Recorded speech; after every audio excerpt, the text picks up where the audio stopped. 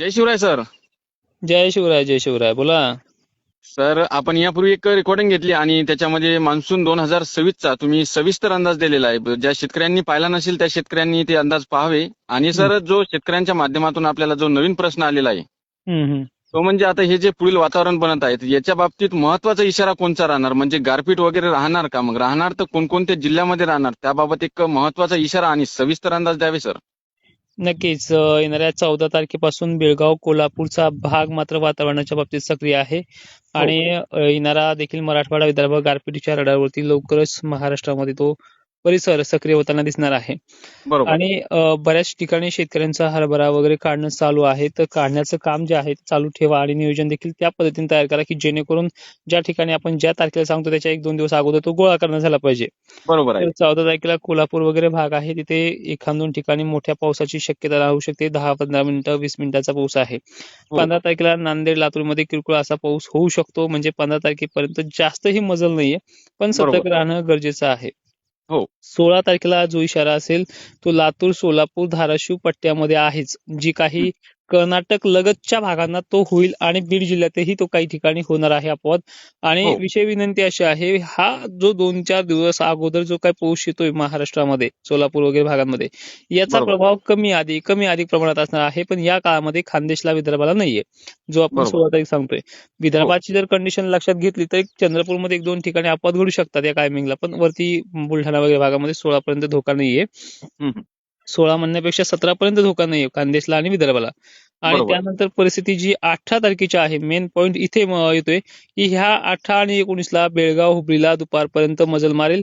आणि त्यानंतर संध्याकाळच्या वेळेला सोलापूर वगैरे भागात वातावरण हे सक्रिय होऊन जाईल, हं, ज्यामध्ये हं. लातूरचा, नांदेडचा, अकोल्याचा, नागपूरचा, चंद्रपूरचा, गोंदियाचा, गडचिरोलीचा समावेश आपण ह्या वातावरणाच्या रडारवरती दाखवला जातोय, त्यामुळे तिथे सांगितला जातोय. तर बरोबर. खरं हे वातावरण लातूरला जास्त प्रमाणात टार्गेट करते काय, असं त्याच्यामध्ये चिन्ह दिसतात नांदेड आणि लातूरला. पण असं काही नाही, लातूरच्या ऐवजी तो परभणीकडेही मजल मारू शकतो. एक्झॅक्टली हो. ह्या दोन्हीचा डिफरन्स एवढा आहे की जितका दाब जास्त पूर्वेकडनं पश्चिमेकडे, तितकं वातावरण वरती वरती मंठ्यापर्यंतही सरकू शकतं. पण एक पॉईंट बरोबर. ऑफ व्ह्यूच्या नजरेने जर पाहिलं तर मराठवाड्याचा हा भाग मात्र वातावरणाच्या रडावरती जास्त आहे. हो. 19 तारखेचं चित्र थोडं आणखीन पलटणार आहे. 19 तारखेला मराठवाड्यातल्या एकंदरीत सर्व जिल्ह्यांमध्ये कमी अधिक प्रमाणात पाऊस आहे. मेन पॉइंट हा धाराशिव जिल्ह्यापासून ऍक्टिव्ह होतो तो लातूर नांदेडच्या भागापर्यंत आहे. इकडे वाशिम जिल्हा परिसर 19 तारखेला आहे, नंतर अकोला आहे, अमरावती आहे. एकंदरीत सांगायचं म्हणलं तर मराठवाडा आणि विदर्भ सगळाच आहे बरोबर एकंदरीत. सर. हा, मग आता हो. सगळ्यामध्ये सगळीकडेच पडेल का, तर मी पहिलेही सांगितलंय 30% आणि 35% व्याप्ती, म्हणजे पहिल्या अवकाळीच्या तुलनेमध्ये ही व्याप्ती जास्त आहे. हो. एकंदरीत 70% भागांना आभाळी 4-2 थोडे पडतील. पण पडण्याचं जे काही प्रमाण आहे, घेण्याचं प्रमाण जे आहे ते 35% आहे. एकंदरीत याच्यामध्ये 15% भागांना गारपीट देखील होऊ शकते. एक्झॅक्टली नांदेड जास्त व्याप्तीचा आहे, लातूर जास्त व्याप्तीचा आहे आणि सोलापूर आहे.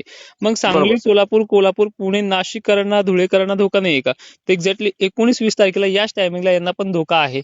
पण मॉडेलच्या काही गोष्टी अशा आपण लक्षात घेतल्या की इथे वारं जास्त आहे, म्हणजे पश्चिमेकडनं पूर्वेकडे बाष्प ट्रान्सफर करण्याचं. इथे फक्त इन्सेंटिसी कमी दाखवली जाते, पण सतर्क राहण्याचा इशारा जो आपल्या प्रयोगशाळेअंतर्गत दिलेला आहे, तुम्ही या दिवशी हो. सतर्कच राहा. कारण की मॉडेलनुसार बरोबर. वातावरण तुम्हाला पाऊस दाखवला जात नाहीये, पण काही गोष्टीचा इफेक्ट इथे होऊ शकतो. तर तुम्हाला 2 दिवस काळजी घ्यायची आहे. मराठवाडा आणि विदर्भ बरोबर सर. मॉडेलनुसार पावसाच्या रडावरती आहे. बरोबर सर. हा, आणि सर, शेतकऱ्यांच्या माध्यमातून आपल्याला एक प्रश्न विचारण्यात आलेला आहे की बऱ्याचशा न्यूज चॅनलच्या माध्यमातून असं सांगण्यात येत आहे की पूर परिस्थिती निर्माण होणार, तर त्याबाबत काय सांगणार सर तुम्ही? हे बघा, अवकाळीचा कुठलाच नियम लागणार नाही कुणालाच. अवकाळी हो. काय करू शकतो, महाप्रलयपर्यंत ही गोष्ट अवकाळी करू शकतो. पण बरोबर. महाराष्ट्रामध्ये पूर परिस्थिती निर्माण होईल अशी जी कंडिशन सांगितली जाते, त्यामागची इन्सेंटिसी म्हणजे टक्केवारी व्याप्ती कुठे आहे, हो. ती हो. सांगण्याचा बरोबर. प्रयत्न करा. जेणेकरून आज शेतकऱ्यांचा गहू असेल, ज्वारी असेल, अशा पिकाचं रानामध्ये पसर पडलेली आहे. जर हो. तुम्ही जालन्याला पूर सांगत असाल तर जालन्याला शेतकऱ्यांना तो इशारा द्या ना. उगाच बरोबर. उचल टाळायला हे चुकीचं आहे. पूर बरोबर. परिस्थितीच्या बाबतीत किंवा अति पावसाच्या बाबतीत जे काही जिल्हे असतील ते लातूर आणि नांदेडसाठी इशारा असतील. या शेतकऱ्यांनी फक्त वारं कवरामुळे आपला माल वगैरे गोळा करून आती ठेवायचंय.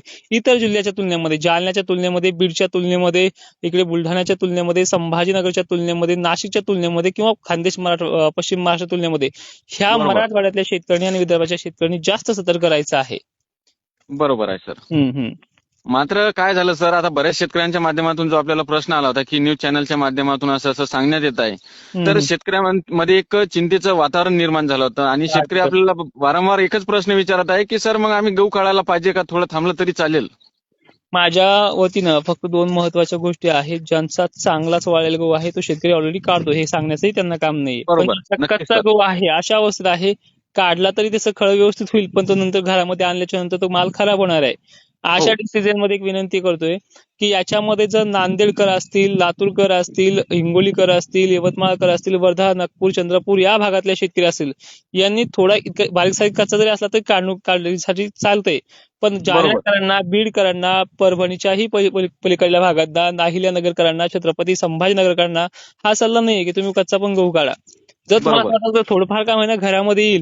आता हा जो अवकाळी याच्यामध्ये एकही हवामान तज्ञ गावाचं नाव घेऊ शकणार नाहीये. नाही, मान्सूनचा नाही. पॅटर्न बरोबर. वेगळा राहतो, अवकाळीचा पॅटर्न हो, वेगळा राहतो. अवकाळी माणसाचं आणि अवकाळी मान्सूनचं गणित कोणीच लावू शकत नाही की हे गावखेड्याला गारपीट होणार आहे म्हणून. फक्त बरोबर एवढं आहे सर. सांगू इच्छितो की जास्त व्याप्ती कोणत्या जिल्ह्यांना आहे आणि ते व्याप्तीचा विषयही आपल्यामध्येच निघतोय. आपल्या हो, परिसराअंतर्गत सांगितला जातोय, इन्सेंटिसीचा विषय आपल्याला सांगितला जातोय की बरोबर. लातूर आणि नांदेडची इन्सेंटिसी या बाबतीत जास्त आहे. त्यामुळे या बाबतीत शेतकऱ्यांनी थोडा ठोस निर्णय घेतला तरी चालतोय. पण विनाकारण पश्चिम महाराष्ट्र, खानदेशला किंवा मध्य महाराष्ट्राला ह्या गोष्टीला वेटीस धरणं की तुम्ही कच्चा माल का होईना काढाच, हे चुकीचं आहे. बरोबर, त्यामुळे बरोबर आहे. शेतकऱ्यांना विनंती आहे, सरळ सरळ प्रयोगशाळेकडे जिथे जिथे तुम्हाला व्हिडिओ असतील तिथे तिथे पाहून घ्या. समाधानकारक उत्तर तुम्हाला तिथेच मिळेल. डिसिजन घेण्याच्या बाबतीत कच्चा माल कोणीच काढू नका. नांदेडकरांना थोडासा त्रासदायक वाटत असेल की आपल्या 3 वर्षापासून आपल्या भागामध्ये अवकाळी होतोच, अशा हो, शेतकऱ्यांनी थोडाफार किंचित अशा प्रमाणात आपल्याला सहन होईल असं काढलं तरी चालतोय. पण माझं एक डिसिजन आहे प्रयोगशाळेअंतर्गत, कच्चा माल ह्या वातावरणाच्या घाईमुळे काढू नका.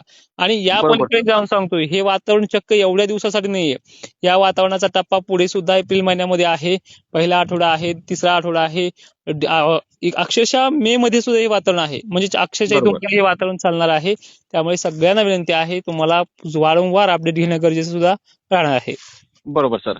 आणि सर, शेतकरी पावसापेक्षाही गारपिटीला घाबरत आहे, म्हणजे बा गारपीट झाली तर आमचं भरपूर नुकसान होणार. तर परत एकदा जे गारपिटीचे जिल्हे आहेत ते सविस्तर सांगा सर. नक्कीच. आता सगळ्यात महत्वाचा असा विषय आहे, गारपिटीच्या रडारवरती सर्वप्रथम येतोय लातूर जिल्हा आणि नांदेड जिल्हा. हो, यामध्ये भलेही डायव्हर्टिंग सिस्टम जास्त असली, म्हणजे इकडे तिकडे सरकारचा प्रमाण जरी असला, तर त्या पाठोपाठ परभणी जिल्हा सुद्धा येतोय. त्या पाठोपाठ चंद्रपूर, वर्धा, नागपूर, अमरावतीचाही समावेश आहे. भलेही अमरावतीला होईल कमी किंवा जास्त, हा समावेश आहे. किंचित प्रमाणात छोटे मोठे रडार जे बनलेले आहेत ते बुलढाणा जिल्हा, परभणी, सोलापूर, धाराशिव पट्टा देखील आहे. जालन्याचा अजूनही गारपिटीच्या बाबतीत समावेश मॉडेलनुसार दिसत नाही, पण तरी सुद्धा काही ठिकाणी बाष्पयुक्त वाऱ्यांचं आगमन हे होण्याचे चान्सेस आहे. त्यामुळे त्या बाबतीत त्या जिल्ह्यांचं नाव सुद्धा आपण ऍड करू शकतो. पण घाबरायचं काही कारण नाही, जालन्याला त्या तीव्रतेचा धोका नाहीये. त्यानंतर बरोबर. गारपीटच्या बाबतीत जर बघितलं तर थोडा बीड जिल्ह्याचा केजकडील, अंबाजोगाईकडील देखील भाग येण्याची शक्यता वाटते.